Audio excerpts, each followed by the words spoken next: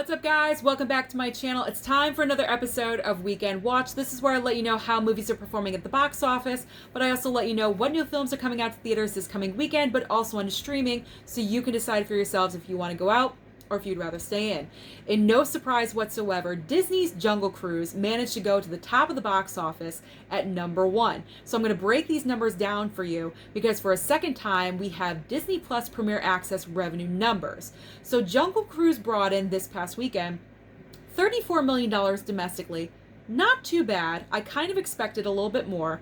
$27 million overseas and $30 million on the Premier Access for a grand total of almost $92 million. Like I said, I expected a little bit more, but I will take the $92 million and I will run with it because last week's numbers were abysmal. So this is definitely going in the right direction. So what was the magic mix? What made people want to go out and see Jungle Cruise? Number one, it's a Disney property. Anything with Disney slapped all over it, families are going to flock. They're going to want to see it. The second reason, it's reaching a massive, wide demographic. A lot of people want to go and see this film, and plus it has a lot of elements where you want to go and see the film. It has comedy, it has a little bit of romance, just a tad. It has suspense and adventure. It's a fun family film. Number three, Dwayne Johnson and his huge social media following. He has a lot of people following him on social media and he promotes like crazy. And the fourth reason, I'm throwing in Emily Blunt because she was recently in A Quiet Place Part 2. We all know that.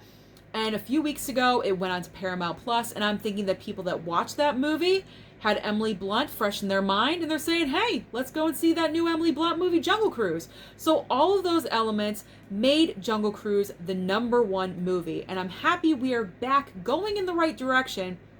I just want a little bit more money.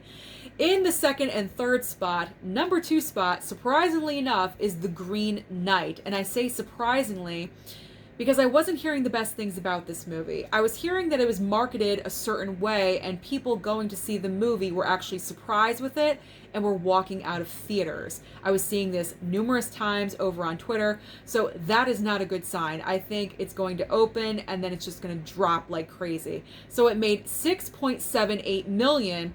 And then Old is in the third spot with $6.76 million. So those movies are neck and neck.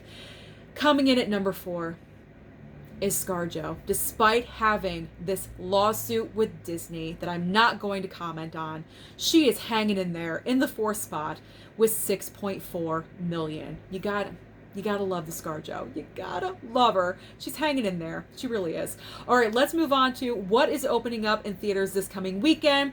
If you don't know, I think you've been off of every social media platform on the planet. It is The Suicide Squad. This is one of these movies that I personally, I know everyone else, has been waiting for a really long time. And also, I also can't believe it is finally here. So excited to watch it.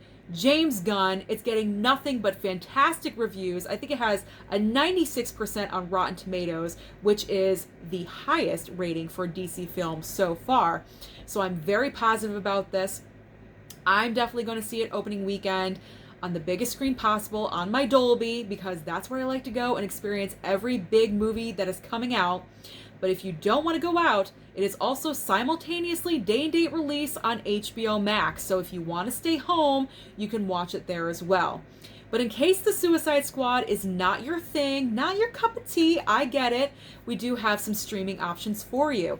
Over on Netflix, on Wednesday, they're dropping Aftermath. And then on Friday, their movie of the week is Vivo.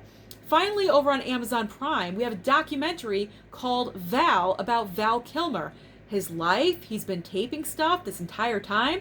I actually watched a trailer a couple days ago and it looks pretty interesting, so I might give it a watch. So that is everything that's been happening at the box office, but also on a streaming and everything in between. Let me know down below what movie you are going to go see this weekend.